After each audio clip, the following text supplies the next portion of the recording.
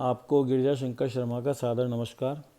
श्री भगवान जी की कृपा से संत गोस्वामी तुलसीदास द्वारा रचित श्री रामचरितमानस के अयोध्या कांड के दोहा संख्या 269 एवं चौपाइयाँ तथा दोहा संख्या 270 एवं चौपाइयों का हिंदी का राजस्थानी भाषा में भाग संख्या 329 में आपके सामने सादर प्रस्तुत है।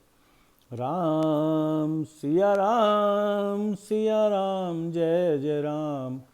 राम सिया राम जय जय राम। राम सिया राम जय जय राम। राम सिया राम जय जय राम। प्रसन्न मन से संकोच त्याग कर प्रभु जी ने जो आज्ञा देवेंगा, बीने सगड़ा लोग सिर चढ़ा चढ़ा कर पालन करेंगा। अरे सब उपद्रव और उलझने मिट जाएंगी। भरत जी का पवित्र वचन सुनकर देवता हर्षित हुआ। अरे साधु साधु कहकर सराहना करता हुआ देवताओं ने फूल बरसाया। अयोध्या निवासी असमंजस के वश हो गया कि देखा अब श्री राम जी के कवे हैं, यानी क्या कवे हैं। तपस्वी तथा वनवासी लोग श्री राम जी के वन में बने रहने की आशा से मन माय परम आनंदित हुआ, किंतु संकोची श्री रघुनाथ जी चुप ही रह गया। प्रभु की यह स्थिति मौन देख सगड़ी सभा सोच में पड़ गई। भी समय जनक जी का दूत आया।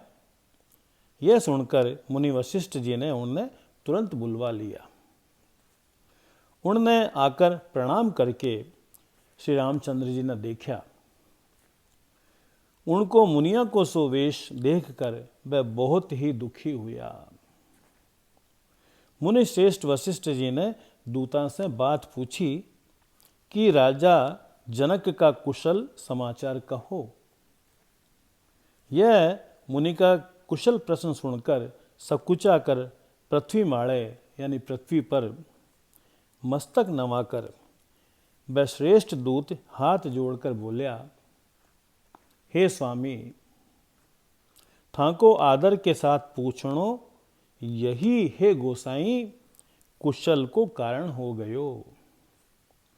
नहीं तो हे नाथ, कुशल क्षेम तो सब कुशल नाथ दशरथ जी के सागे ही चली गई। उनके चले जाने से यूं तो सगड़ो जगत ही अनाथ यानी स्वामी के बिना असहाय हो गयो, किंतु मिथिला और अवध तो विशेष रूप से अनाथ हो गयो। अयोध्या नाथ की गति यानी दशरथ जी को मरण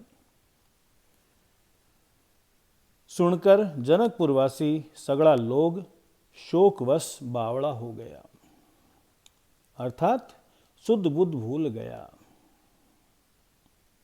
भी समय जीर्ण विधे ने शोक मग्न देखा।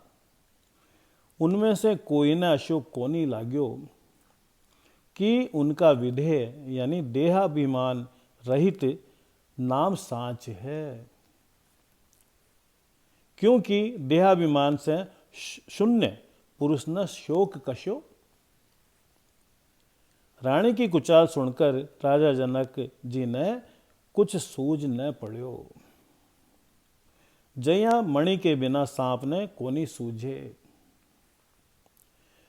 फिर भरत जी ने राज्य और श्री रामचंद्र जी ने वनवास सुनकर मिथिलेश्वर जनक जी का हिवड़ा में बहुत घणो दुख हुयो। राजा ने विद्वाना और मंत्रियों के समाज से पूछा कि विचार कर कहियो आज इस समय के करनो उचित है, यानी क्या करना उचित है। अयोध्या की दशा समझकर और दोनों तरियां से असमंजस जानकर चलिए या रहिए, कोई ने कुछ नहीं कहो।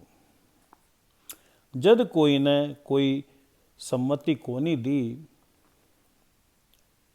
तब राजा ने धीरज धरकर हृदय में विचार कर 4 चतुर गुप्तचर जासूस अयोध्या ने भेजा और उनसे कह दिया कि थे लोग श्री राम जी के प्रति भरत जी को सद्भाव यानी चोखो भाव प्रेम या दुर्भाव बुरो भाव विरोध को यथार्थ बेरो यानी पता लगाकर बेगा यानी जल्दी लौट आइयो।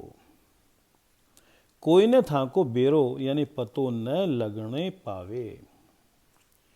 राम सिया राम जय जय राम। राम सिया राम जय जय राम। राम सिया राम जय जय राम। राम सिया राम जय